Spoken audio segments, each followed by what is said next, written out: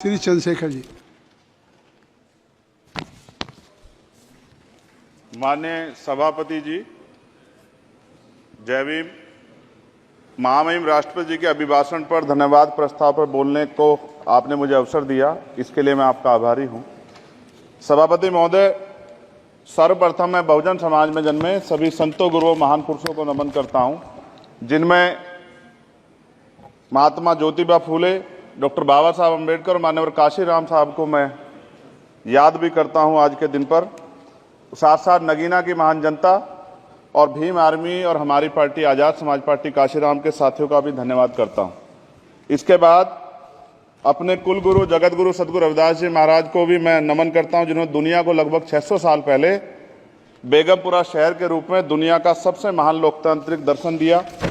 अध्यक्ष महोदय, माननीय सभापति जी, 14 अगस्त 1947 को ये देश अंग्रेजों के अधीन था। 15 अगस्त 1947 को हम लोग आज़ाद हुए। 16 अगस्त 1947 को देश आज़ादी में था, लेकिन धन धरती राजपाट में बंटवारा नहीं हुआ। जो साधन संसाधन थे उनमें बंटवारा सही रूप से न होने के कारण एक बहुत बड़ी आबादी सुविधाओं से वंचित और सम्मान से वंचित रह गई। उनको सम्मान देने के लिए और अंतिम व्यक्ति तक सुविधाएं पहुंचे, इसके लिए लोकतंत्र की व्यवस्था हुई। लेकिन आज़ादी के 70 साल बाद भी हम कहाँ खड़े हैं, इस पर ये चिंता का विषय है। मैं मानता हूं कि सामाजिक न्याय तभी होगा माननीय सभापति जी, जब जातीय जनगणना पूरी होगी और जातीय जनगणना कराई जाएगी और साथ साथ संख्या के आधार पर आरक्षण जो है वंचित वर्गों का बढ़ाया जाएगा। उसके साथ साथ जब राष्ट्रपति जी अभिभाषण पर बात रख रही थी तो उन्होंने शहरी और ग्रामीण क्षेत्रों के विकास की बात कही और ये भी कहा कि दुनिया में सबसे उत्तम शहर हमारे यहाँ बने। लेकिन माननीय सभापति जी, 70% आबादी तो गांव में निवास करती है, तो गांव की आबादी के बारे में भी सोचना होगा कि उनका जीवन कैसे बदले। माननीय सभापति जी, उच्च शैक्षणिक संस्थानों में बहुजन समाज के जो छात्र हैं उनके साथ कास्ट एट्रोसिटी हो रही है, निरंतर उनकी हत्या हो रही है। साथ साथ जो सरकारी कर्मचारी हैं दफ्तरों में, उनके साथ भी जो SC ST OBC और मुस्लिम और अन्य धार्मिक अल्पसंख्यक उनके साथ भी माननीय सभापति जी जातिगत और धार्मिक जो है शोषण किया जा रहा है। इसलिए मेरी मांग भी है कि पुरानी पेंशन को भी अध्यक्ष जी बहाल किया जाए। जो कर्मचारी देश की सेवा में लगे हैं उनका भी सम्मान होना चाहिए। साथ साथ सभापति जी, भाजपा ने चुनावी लाभ के लिए सबका साथ सबका विकास के नारे दिए जो खोखले हैं, क्योंकि 10 साल में दलित, पिछड़े, आदिवासी, मुस्लिम और अन्य धार्मिक अल्पसंख्यक के जो अत्याचार हुए हैं वो किससे छिपे हुए नहीं है। ये गलत है, ये बंद होना चाहिए। सभापति महोदय जी, महामहिम राष्ट्रपति जी के अभिभाषण में निजी क्षेत्रों में SC ST OBC को रिजर्वेशन देने का कोई उल्लेख नहीं हुआ है, जो कि आज चर्चा का विषय, क्योंकि 98% प्राइवेट सेक्टर है, 2% सरकारी सेक्टर है, तो 98% प्राइवेट सेक्टर में भी हमारी हिस्सेदारी की बात होनी चाहिए। माननीय सभापति जी, आशा कार्यकर्ताओं, आंगनबाड़ी वर्करों, भोजन माताओं के वेतन वृद्धि पे भी कोई उल्लेख नहीं हुआ है, वो भी अभी नंगे, उन पर भी सोचना पड़ेगा। माननीय सभापति जी, जिस क्षेत्र से मैं चुन के आऊं नगीना से, वो बहुत पिछड़ा क्षेत्र है। उस क्षेत्र में कोई विशेष आर्थिक पैकेज नहीं दिया गया, रोजगार की सेवाएं नहीं है, नौजवान पलायन करता है। IIT, IIM, एम्स, केंद्रीय विद्यालय आदि शिक्षा में और चिकित्सा संस्थानों की स्थापना होनी चाहिए, जो कि नहीं है।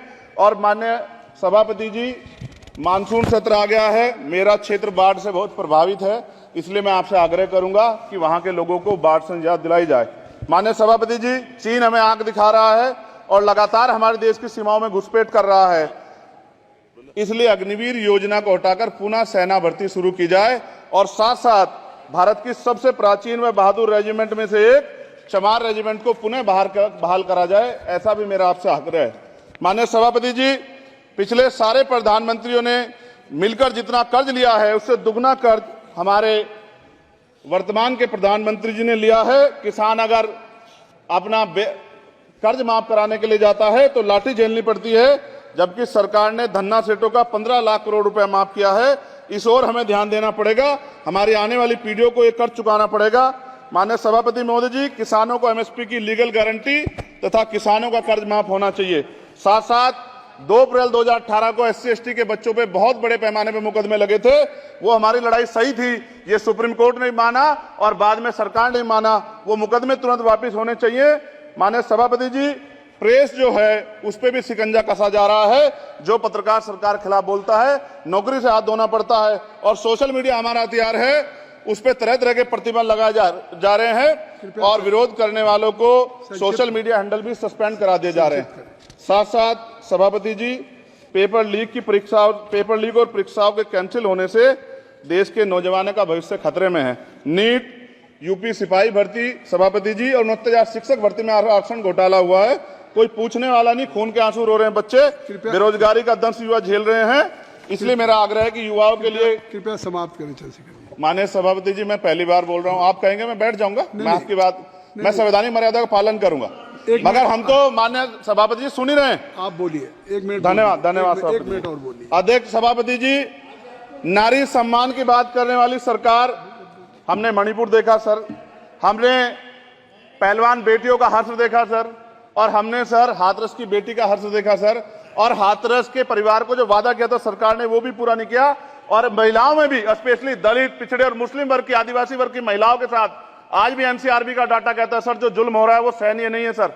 साथ साथ कोविड में तैरती, हमने कोविड में बहुत सुना सर, कोविड में तैरती लाशें भी गंगा में हमने देखी है सर, और मजदूरों का हाल भी हमने देखा है। सभापति जी, बस सब समाप्त कर रहा हूं।